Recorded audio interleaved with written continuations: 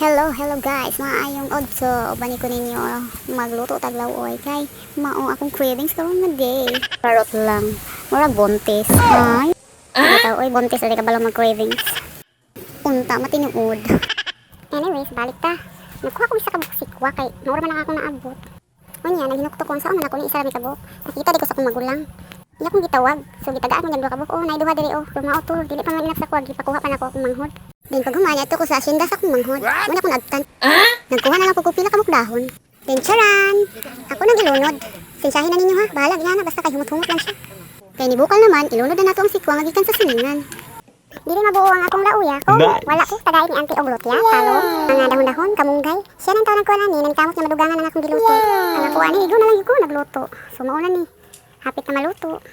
Basta naalag yung gulay at silingan no. Makakuha-kuha ra gid ta. Sige lang kung kami magtanong, pakuhaon na punta mo. Salamat day sa tag-iyas sikwa ani. Kung makakita ka nga video, thank you kayo lamig kayo mong sikwa. Anyways, hapit na day maluto. Kita may ligon nga gulay, parihan ako. Pag-comment pod mo kung kinsa to'y parihan ako o mahilig kong ingani nga gulay. Samot na partnera ni Ubulat or ginamos baka ha, daog na kaayo. Busog na ang bitok. Unya kay naluto naman, mga una ni ha, dili na ako putlon. Mga unay ta ninyo guys. By the way, diri ra ta kutob. Ug amping mong tanan, God bless you all, babu.